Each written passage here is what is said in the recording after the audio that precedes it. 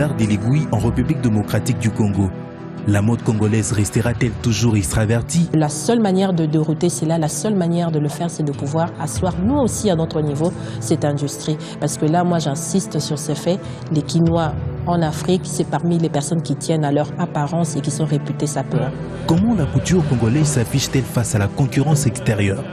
Nous assistons à la naissance des modélistes, stylistes qui sont sur le terrain, qui ont beaucoup de recherche, qui ont beaucoup de créativité et qui font le travail d'affiner cela par une technique qui sera évidemment parfaite. Donc je pense qu'actuellement, elle est en train de se reconstituer, de se redynamiser. Fanny Mandina, invitée de ITW.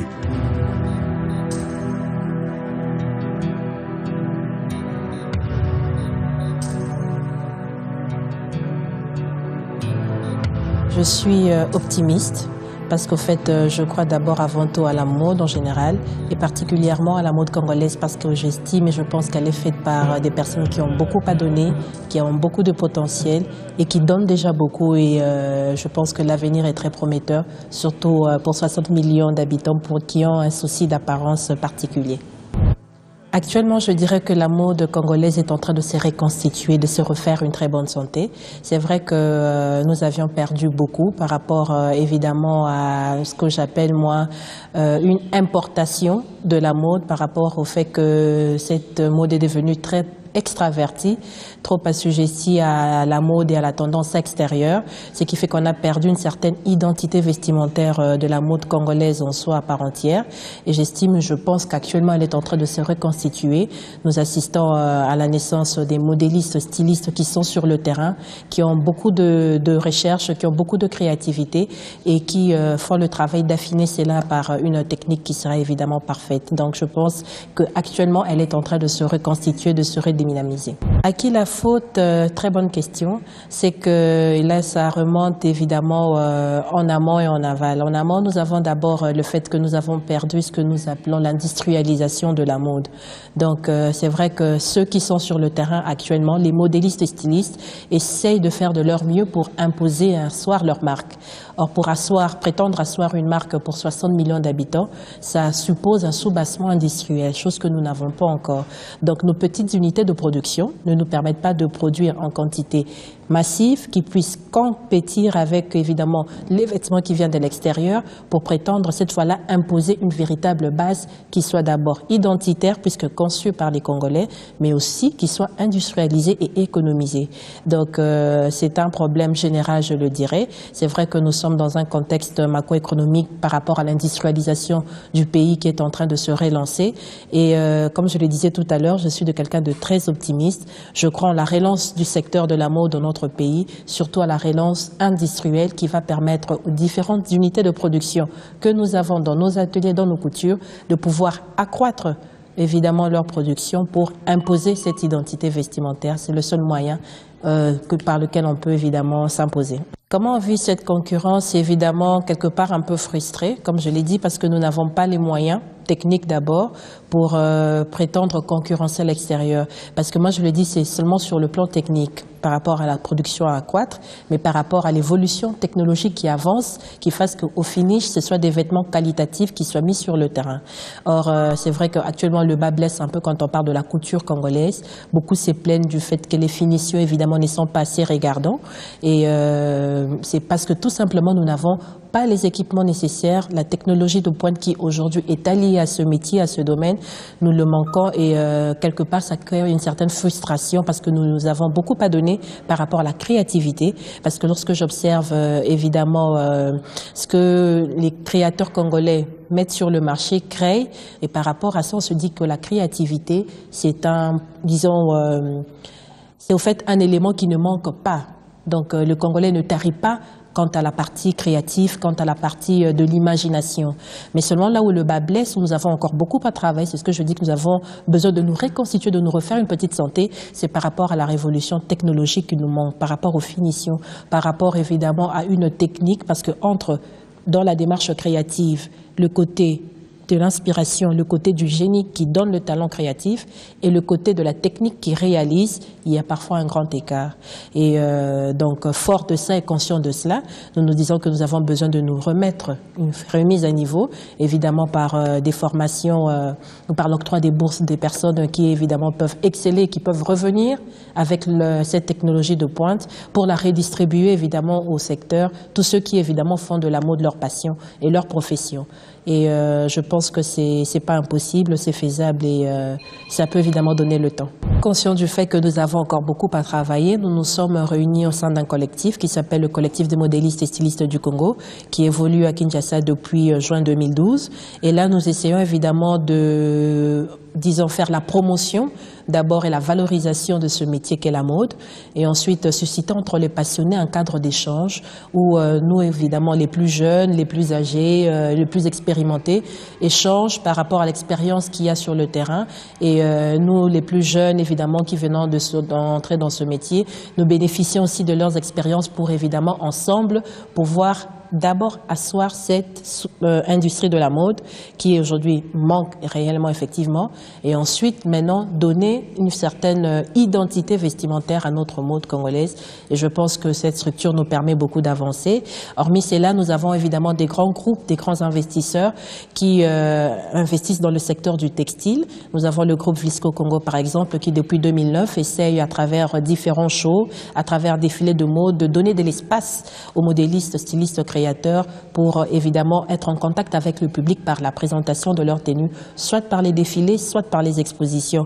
Et ces genres d'échanges, ces genres de lobbying sont évidemment ce pourquoi nous devons militer pour que nous puissions atteindre nos objectifs. Donc, dans l'association, nous nous sommes affiliés comme objectif primordial, arriver à booster évidemment les décideurs de ce pays pour asseoir et instaurer cette véritable industrie de la mode. C'est ensuite que le reste peut suivre. Nous pouvons prétendre ensuite créer ou imposer par cette production massive industrielle qui sera capable de compétir sur le même marché, évidemment, puisque la République démocratique du Congo est un vaste marché, je dirais, par rapport à la mode. Encore extraverti par une mode qui évidemment choque parfois les bonnes mœurs des Congolais.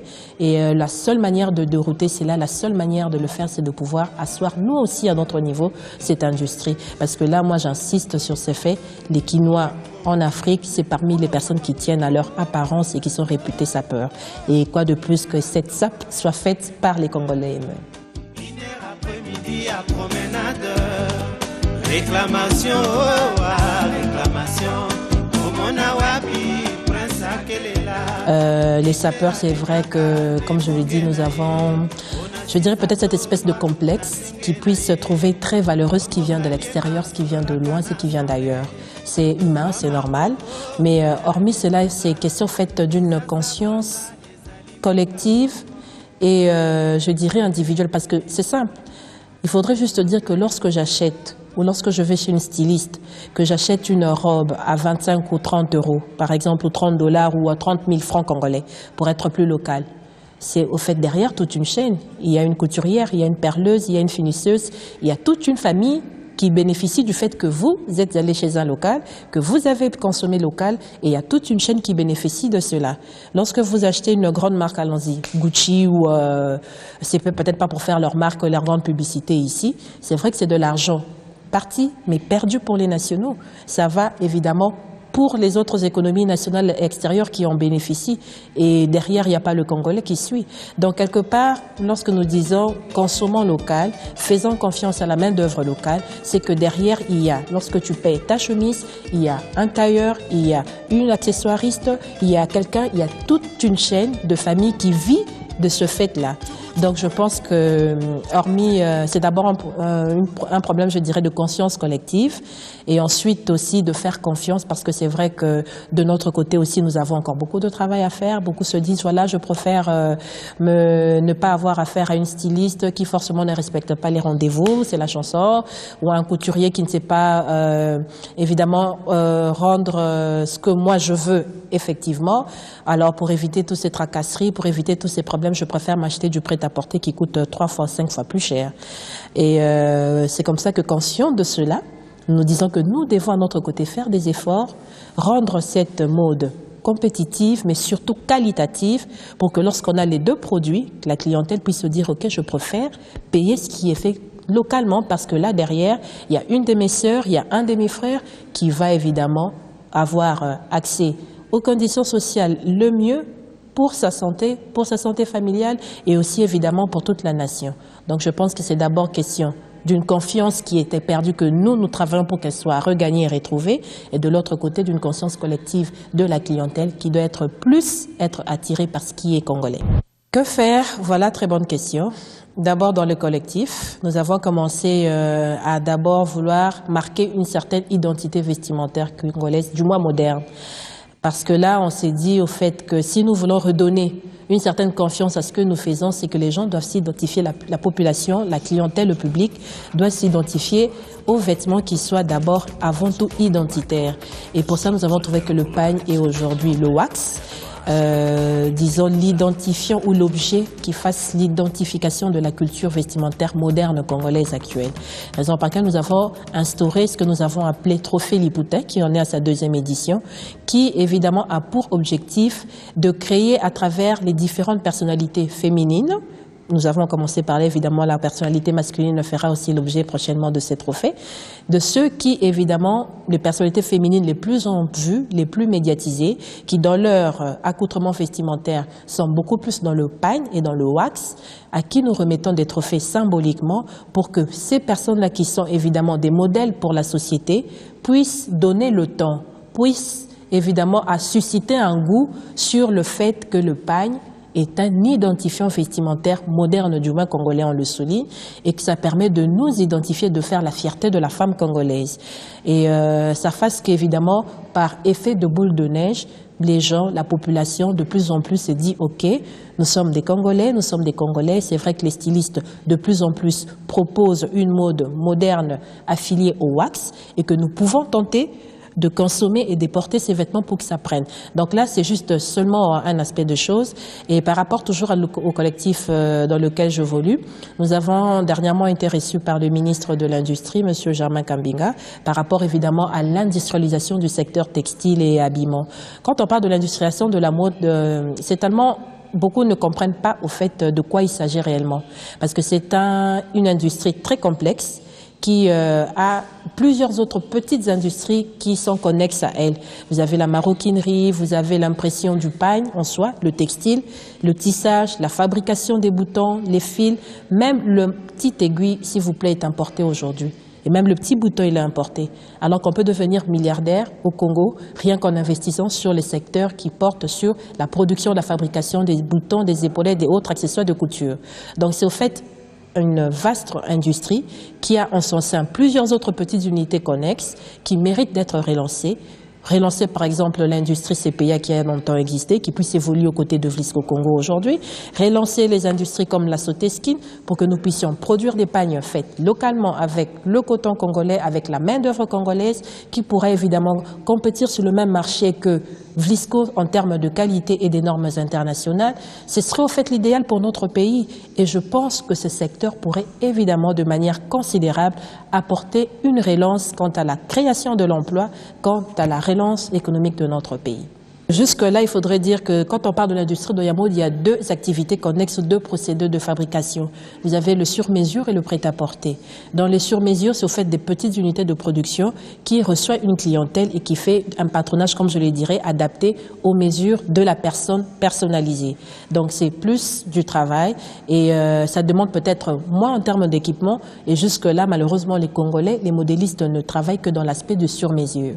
Dans l'aspect du prêt-à-porter, c'est une production massive et industrielle, d'où la production accrue, le prix revient à la baisse. C'est comme ça que nous n'arrivons pas à compétir évidemment avec des vêtements venant particulièrement de la Chine, qui eux là-bas ont un sous-bassement industriel qui fasse une production massive et sur le marché diminue les prix. Donc une personne qui vient chez moi qui dit voilà je viens faire une chemise à 10 $, ok ça coûte cher, je peux moi avoir la même chemise produite en Asie à 5 000 francs. Donc eux là-bas ils ont eu à bénéficier des subsides de l'État, de leur système de dumping qui fasse que c'est une production industrielle qui baisse les prix. Donc pour prétendre faire des vêtements qui ne soient pas faits au sur-mesure, qui justifient le prix élevé parfois, au prêt-à-porter, c'est que nous puissions, qu'on puisse renforcer les unités des productions déjà qui existent en sur-mesure pour une transformation en prêt-à-porter. Donc le rêve, c'est d'avoir des boutiques où il y aurait des stylistes qui produiraient en quantité massive des chemises hommes, des robes, des vêtements, des shirts, des pantalons pour jeunes filles dans le wax et qui pourraient évidemment être plus accessibles à la population parce que la production aurait été quantitative. Donc c'est par rapport à ces deux procédés qui fassent que d'un côté, on ne sait que travailler sur les sur-mesures, donc un procédé de travail beaucoup plus laborieux qui justifie évidemment les prix qui peuvent paraître chers à la clientèle. Qui consomme le vêtement congolais? Je dirais les Congolais d'abord eux-mêmes, en grande partie. Parce que moi, je le dis, c'est encore une chance que le wax ne soit pas repris par l'Asie pour être quantifié en prêt-à-porter. Sinon, nous fermerons toutes les maisons et mettrons la clé sur le paillasson. Donc, le premier consommateur du pagne, c'est la Congolaise d'abord en soi, ou le Congolais.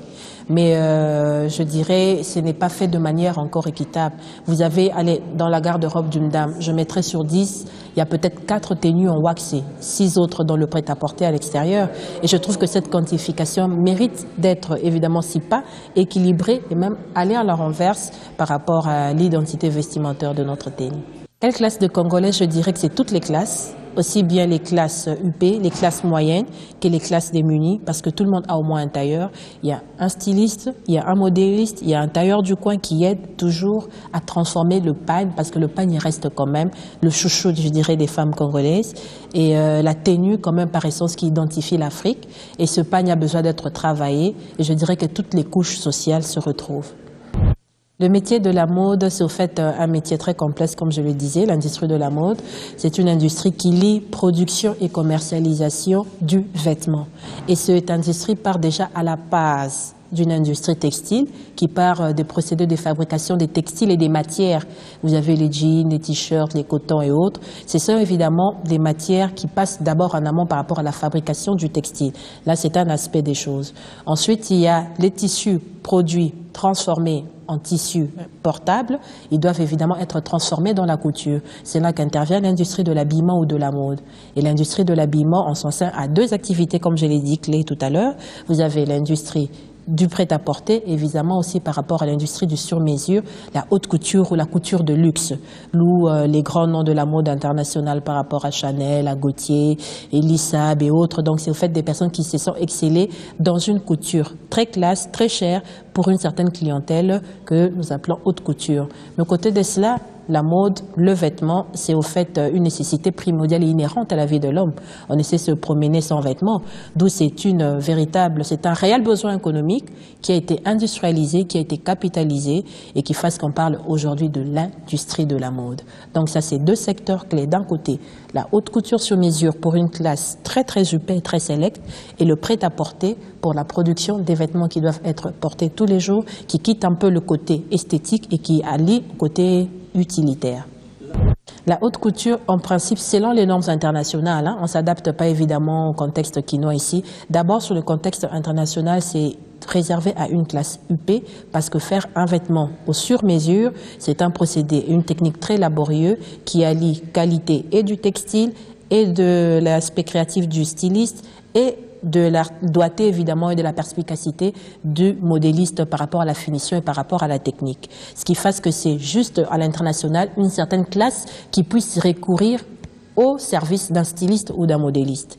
Tout le reste, évidemment, l'autre classe ne va qu'en magasin, en boutique, où le prêt-à-porter a été évidemment produit en quantité industrielle, le prix bas pour répondre à l'aspect utilitaire.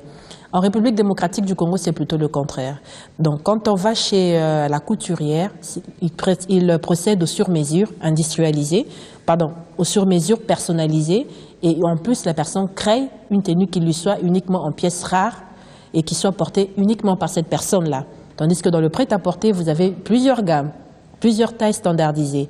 Donc, vous n'avez pas tellement trop le choix. Ce qui fait que c'est plutôt à l'inverse aujourd'hui. On s'habille moins cher chez son couturier et on s'habille très cher en allant au prêt-à-porter. C'est l'inverse de ce qui s'est fait normalement à l'international. Nous avons des objectifs, mais pour le moment, c'est uniquement prêt-à-porter haute couture. Malheureusement, pourquoi? Parce que ça ne tient par rapport qu'à ma petite unité de production, une certaine classe, une certaine clientèle, une petite classe de la société. Et notre souci est de pouvoir asseoir cette marque toutes les autres marques des autres grands stylistes qui évoluent à Kinshasa d'ailleurs, à pratiquement toute la population et sur toutes les classes de la société. Donc ça, c'est un rêve et c'est ce pourquoi nous militons dans le collectif de modélistes et stylistes Semesco. Et nous estimons et nous espérons que nous pourrions avoir évidemment l'oreille attentive des décideurs, des investisseurs dans les secteurs qui puissent nous prêter main forte pour que les Congolais consomment made in congolais par la main d'œuvre congolaise et à prix évidemment accessible. La marque Fanny Mandina Design est une marque qui existe depuis 2004 et qui est en train évidemment de continuer son bon chemin en Kinshasa, République démocratique du Congo et en Afrique aussi.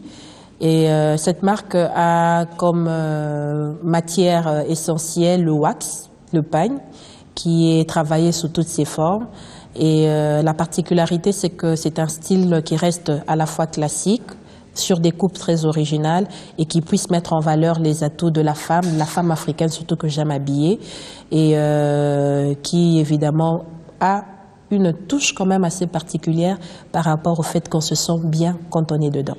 La femme, elle est tellement belle, la quinoise, la congolaise, de tous les horizons, l'africaine en particulier, que l'habiller a toujours été un véritable plaisir pour moi.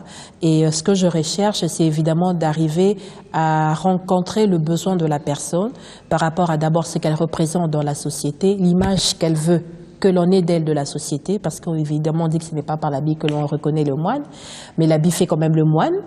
Et ce que j'essaie de faire, c'est d'entrer en contact avec cette femme, d'entendre ses besoins, l'image qu'elle veut donner de la société, affiner cela, faire en sorte qu'elle soit à l'aise dedans, qu'elle soit sûre d'elle. Évidemment, c'est vrai que la plupart des femmes que j'invite, ce sont des femmes qui sont professionnellement actives, donc qui ont besoin évidemment, à côté de cette apparence vestimentaire, alliée évidemment au fait que cette femme aujourd'hui, elle est épanouie, elle est indépendante et qu'elle se trouve et qu'elle se trace du chemin dans cette, disons, dans cet espace qu'est la République démocratique du Congo. Mon souhait pour la mode congolaise, c'est que la mode congolaise puisse aller très haut, qu'elle puisse non seulement habiller en prêt-à-porter les 60 millions de Congolais, mais qu'elle puisse aussi aller à l'extérieur. Pourquoi ne pas un jour compétir sur les grands marchés internationaux, des grands stylistes internationaux, faire les tapis rouges par exemple. Le rêve, ce serait d'avoir, attendez, une robe, je sais pas moi, Karine Pala, ou Cassol, Mimi Lamboué.